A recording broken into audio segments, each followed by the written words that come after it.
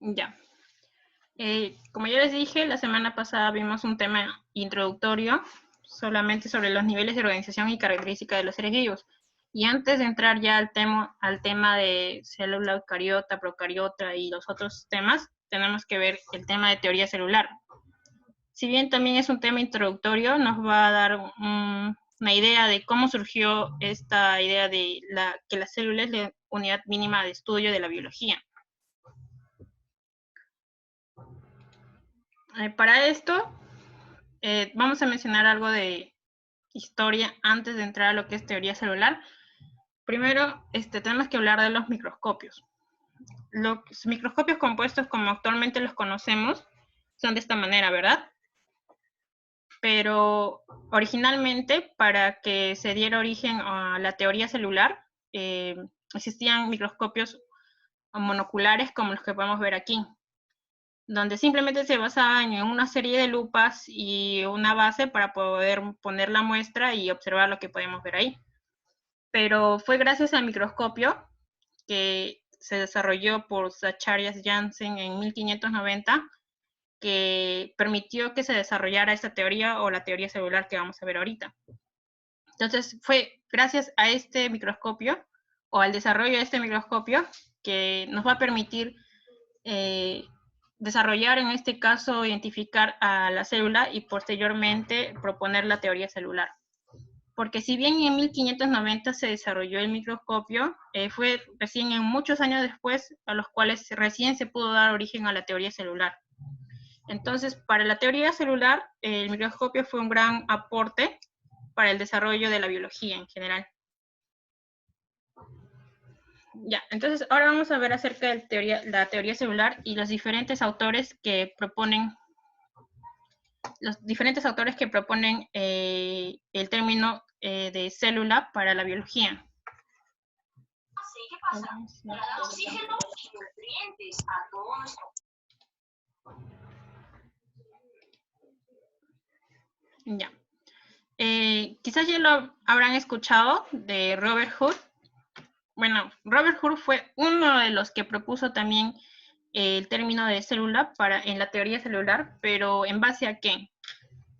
Robert Hooke en 1665, recuerden que recién en 1590 se había desarrollado el primer microscopio y fue recién muchos años después en el cual Robert Hooke en 1665 observó el corcho de una planta, en este caso del alcornoque, que es un árbol, pero él observó el corcho, o sea, un tejido o un corte laminar de la hoja de este árbol. Y esta es una de las imágenes reales, las cuales publicó Robert Hooke y que se tiene como archivo. Es esta imagen, los cuales pueden ver acá el dibujo que él realizó. Entonces, él simplemente ve qué cosa, pequeñas unidades en el tejido laminar de la planta, ¿verdad? Entonces, él llamó a este tejido laminar de la planta, a esas pequeñas unidades, las denominó células. Entonces, gracias a ese primer avance, es lo que se tiene ahorita como el conocimiento de teoría celular. Pero esto no solamente queda acá, esto estamos hablando simplemente del corte laminar de una planta. Entonces viene acá otro autor, Anton van Leeuwenhoek. Él, en base a este microscopio mucho más antiguo todavía, él pudo descubrir, o mejor dicho, observó con este microscopio simple muestras de sangre y agua de charco, en las que observó estructuras individuales como las que pueden ver acá. Entonces, este es un reporte de lo que él realizó en su estudio y los dibujos que puedo realizar es en base a lo que veía en el microscopio. Como pueden ver, todas son unidades individuales, ¿verdad? No son compuestas, salvo estos de acá, pero son unidades, pequeñas unidades. Entonces, él observó esto a partir simplemente en agua de charco y muestras de sangre. Entonces, para las muestras de sangre, él veía estos tipos de células, las que actualmente conocemos como glóbulos rojos, linfocitos, macrófagos, todos esos, pero él no sabía que eran estos, simplemente los denominó a todos células. En este caso, él los denominó animáculos. Pero ¿por qué usted se preguntará, pero por qué los denominó animáculos a diferencia de Robert Hooke, que él, recuerdan cómo los denominó? Células, ¿verdad? pero para Anton van Leeuwenhoek los denominaban animáculos porque lo que él observó en el agua de charco no eran unidades individuales, pero que presentaban movimiento. ¿Y ustedes qué esperan encontrar en el agua de charco? Supongamos en agua emposada. ¿Qué esperan encontrar ustedes? ¿Alguien? Bacterias. Ajá, bacterias y también protozoarios, ¿verdad? Pero las bacterias son células, o sea, en pocas palabras son células porque son individuos, es una unidad. Esa es una célula nada más, solamente que en este caso presenta movimiento. Entonces, lo que él observó eran bacterias y más que nada protozoarios. Entonces, esto es por eso es que dibujó de tantas formas, esto que parece con cilios, esta es una ameba. Entonces, acá hay un ejemplo, les puse un video de por qué creen que ustedes a Anton van Leeuwenhoek los denominó animáculos y no simplemente células como Robert Hooke que pudo ver en el corte laminar de la planta. A ver, este es un pequeño video de algunos protozoarios. ¿Me avisan si pueden escuchar el audio? Si no, para configurarlo. ¿Pueden escuchar el audio?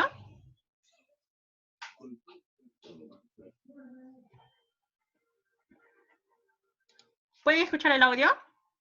No, mi. Ah, ya, entonces tengo que configurar acá algo.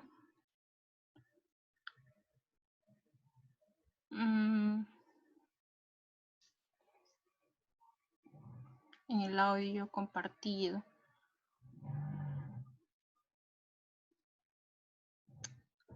No se puede, creo.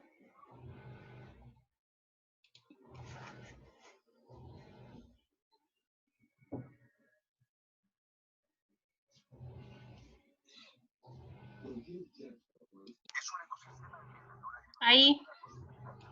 ¿Pueden escucharlo? Chicos. Ahí pueden escuchar el audio. Los puse pausa, pero ¿pudieron escuchar? Poquito. Ah, ya, pero sí se escucha.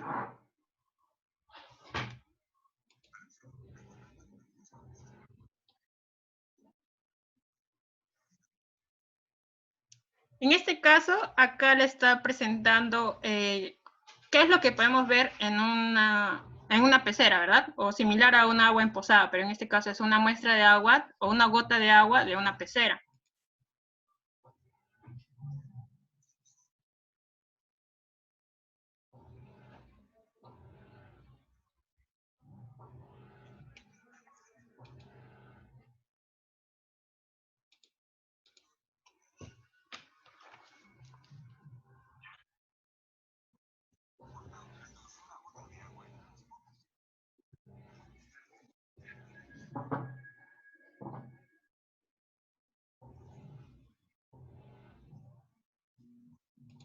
En este caso, este es uno de los protozoarios, que este vendría a ser, como dice ahí, un gusano nemátodo, pero esto es como, no sé si pudieron ver en la imagen de que puso Anthony van Leeuwenhoek en sus dibujos.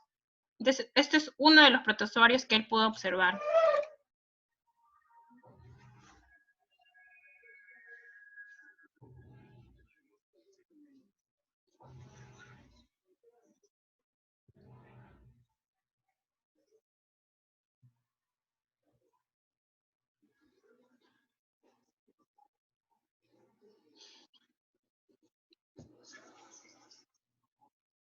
Recuerden esta imagen, en este caso esta es una parte de un tronco de una alga, y en caso estos son los rotíferos que están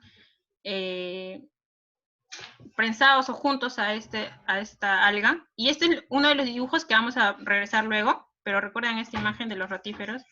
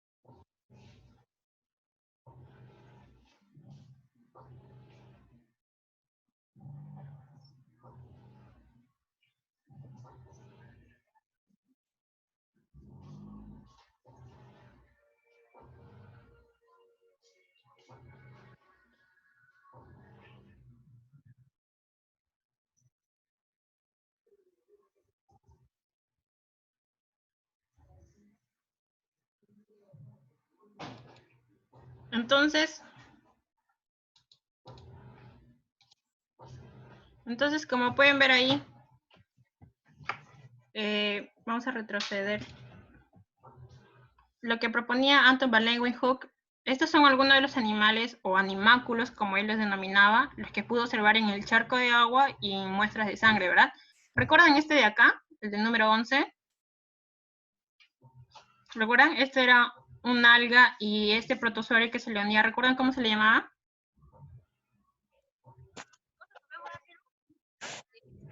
Rotíferos, ajá.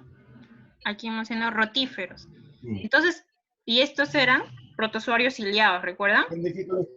¿Qué es? ¿Nacional o particular? ¿Nacional o particular? Ya. Ah, Entonces, nacional sí los matricula. Hay una ley que ha salido que están ¿pueden matriculando. desactivar el micrófono? Chicos, Y virtualmente, pues, sí.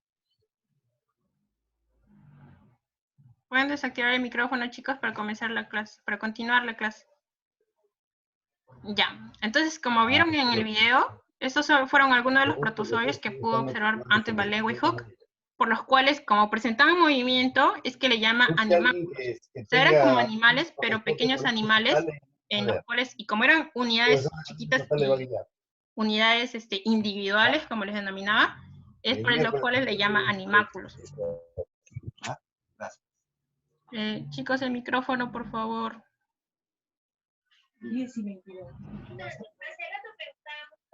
Es una oración. Dice que para llamar a, ¿qué es la oración? Primero, la oración Chicos, es una unidad de expresión, ¿verdad? Al ser una unidad, el micrófono, ¿pueden desactivarlo? toda la oración debe tener un sentido completo. ¿Qué significa tener un sentido completo? Leonardo, lee por favor sentido completo. 10 y 22 salían de la clase. ¿Quién está con el micrófono encendido? Reyes. ¿Puedes? Ya, Leonardo, lee por favor. ¿Qué Chicos, significa? ¿quién está con el micrófono? Aldo, veo ahí. ¿Pueden desactivar el micrófono? Porque la interferencia, si no, no va a permitir continuar la clase. Y Subi también, ya. Entonces continuamos. Como ya habían visto en el video, estos fueron algunos de los protozoarios que pudo observar Anton van Leeuwenhoek, por los cuales, como presentaba movimiento, ya les dije, los denominó animáculos. Ya, entonces la siguiente es Matthias Schleiden. Ya en 1838, desde que originamos, recuerdan, el microscopio en 1550 y alrededor de los 1600 con la teoría de Robert Hooke, ya Matthias Schleiden en 1838 fue un botánico que en este caso, a diferencia de Robert Hooke, que recuerdan, vio un corte laminar de el corcho de una planta vegetal. Él observó pequeñas unidades agrupadas a las cuales denominó células, ¿verdad? Matthias Schleiden, ya con un microscopio más avanzado, él determinó que estas unidades individuales que presentaban en su interior, en ese momento no se sabía que eran cloroplastos, pero a estas pequeñas unidades que ven encerrado en rojo les denominó células. Entonces, lo que ven al costado son uno de los dibujos que realizó Matthias Schleiden algunos de los dibujos que él realizó en sus trabajos, o en los que observaba en los distintos tipos de muestras. Pero como podemos ver acá ya Matthias Schleiden está clasificando estas pequeñas unidades como células, ¿verdad? También como Robert Hooke, a diferencia de van Leeuwenhoek, que él los denominaba animáculos, ¿verdad? Entonces, no olviden eso. Ya. Otro es Theodore Schwann, que él, a diferencia de Schleiden, que él observó células vegetales, Schwann observó muestras de animales.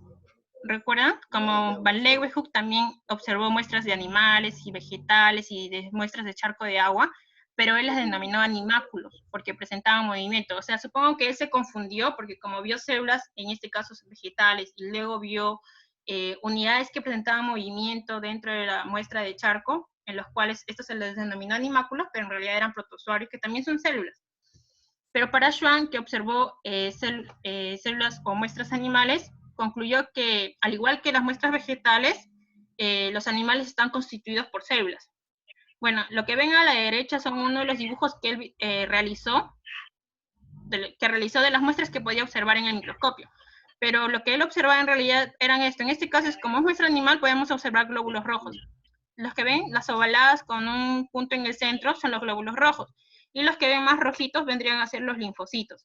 Pero siguen siendo muestras animales, o sea, siguen siendo estas pequeñas unidades las va a denominar células. Entonces, como un breve resumen, pero antes de eso tenemos que ver a Rudolf Virchow. Bueno, ya Virchow lo que hace es agrupar todo lo que ha dicho Schleiden, lo que dijo Schwann, lo que dijo Van Leeuwenhoek. En 1885, él fue un médico patólogo. Luego de estudiar, como él fue médico patólogo, él estudiaba diversas enfermedades. Y él concluyó que estas diversas enfermedades tenían como unidad de sustrato de estas enfermedades a las células. O sea, él atribuyó estas enfermedades a las unidades mínimas fundamentales de un organismo vivo, que vendrían a ser las células que había planteado como tal Schwann y Schleiden, ¿verdad? Además, él proponía que las células provienen de otras células preexistentes, y eso tiene sentido, porque cuando estamos en la época de desarrollo, en este caso, supongamos el desarrollo embrionario, a partir de una sola célula, podemos obtener 2 células, 4 células, 8 células, 16 células, y así sucesivamente, ¿verdad? Entonces, él proponía eso, que además que las células que provienen de otras células preexistentes, hacia las células unidades, las originarias, venían de otras células preexistentes. Y que estas unidades son las unidades funcionales básicas de todos los organismos vivos. O sea, que todos los organismos vivos están presentes o tienen presente esta como mínima unidad de estudio a la célula. Entonces, para aglomerar todos estos propuestos de todos los científicos, ya sea desde 1550 con el desarrollo del microscopio hasta la teoría celular, que es con la de 1885 por ahí.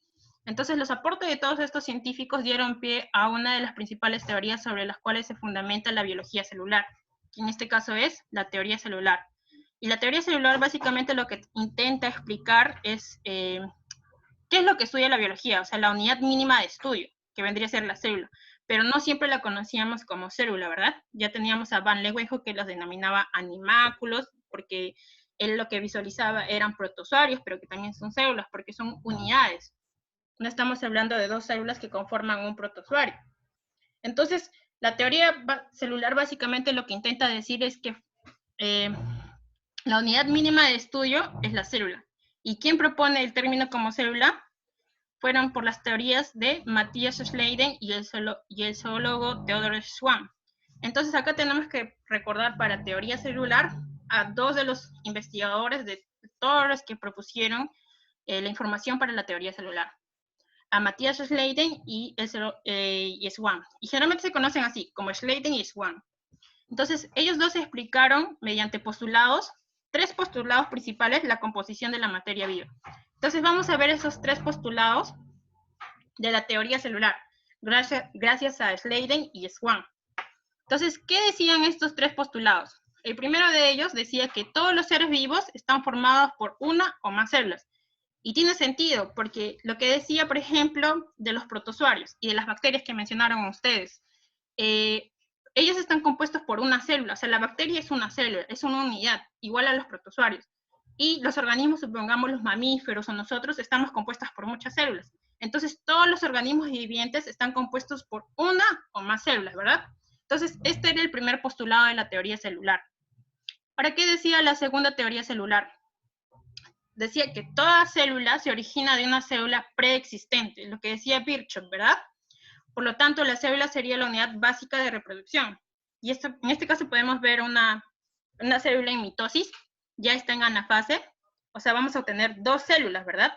Entonces, esto es lo que quería decir, que la célula viene de otra célula preexistente. Ese era el segundo postulado de la teoría celular. Ahora, ¿qué decía el tercer postulado de la teoría celular? Que las células son la unidad funcional de todos los seres vivos. Es decir, todas las funciones vitales de los organismos ocurren en sus células y pueden ser al interior de la célula y al exterior de la célula. Pero en pocas palabras que la célula es la unidad fundamental de todos los organismos. Y tiene sentido, porque lo que decía Virchow, que fue un médico patólogo, ¿recuerdan? Él decía que el origen o la base de todas las enfermedades tenía como base fundamental a la célula. O sea, si presentábamos alguna enfermedad, era porque estaba afectando a las células, ¿verdad? En este caso, supongamos los virus. Igual los virus tienen, y bacterias en general, tienen o infectan a las células para su reproducción. Entonces, es por esto que la aparición de enfermedades toma como base fundamental a la célula, y es por eso que se denomina la célula como la unidad fundamental de los organismos en general.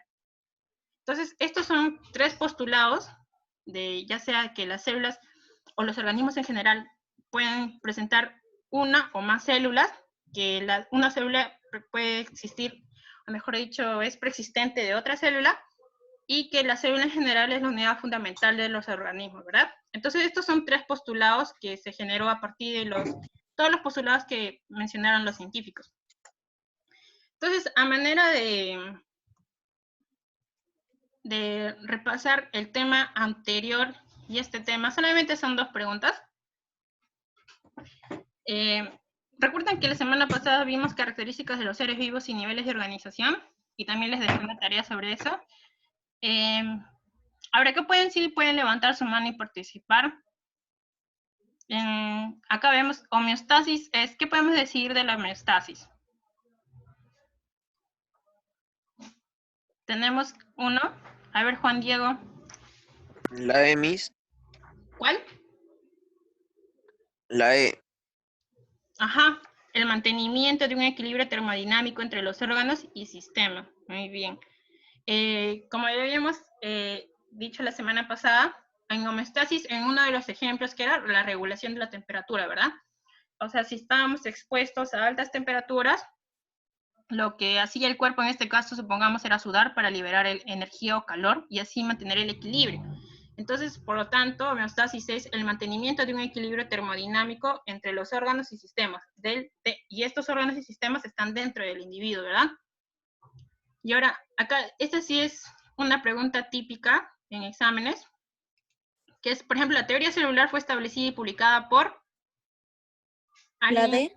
La D, Miss. A ver, ¿quién dijo? Yo. ¿Tu nombre? Cristi. Ya. Sí, muy bien. La D. Sladen is one. Algunos se confunden porque también ven a Virchow y recuerdan a Leeuwenhoek, pero deben diferenciar que Van Leeuwenhoek, él denominó a la unidad fundamental como animáculos, ¿recuerdan? Porque él observó protozoarios y pensó que estos eran pequeños animales, en realidad son animales también, pero son unicelulares. Y él es por eso que él les denomina animáculos. Pero en realidad, de acuerdo a todos los postulados propuestos por Sladen y Swan, es que se queda con este término de célula, que es en general lo que engloba la teoría celular. Y es por esto que es la D, Sladen y Swan. Entonces son preguntas tipo que más o menos así les pueden venir en los exámenes que les voy a dar luego, ya sea para el examen mensual. ¿Y hasta aquí tienen alguna duda respecto al tema de teoría celular?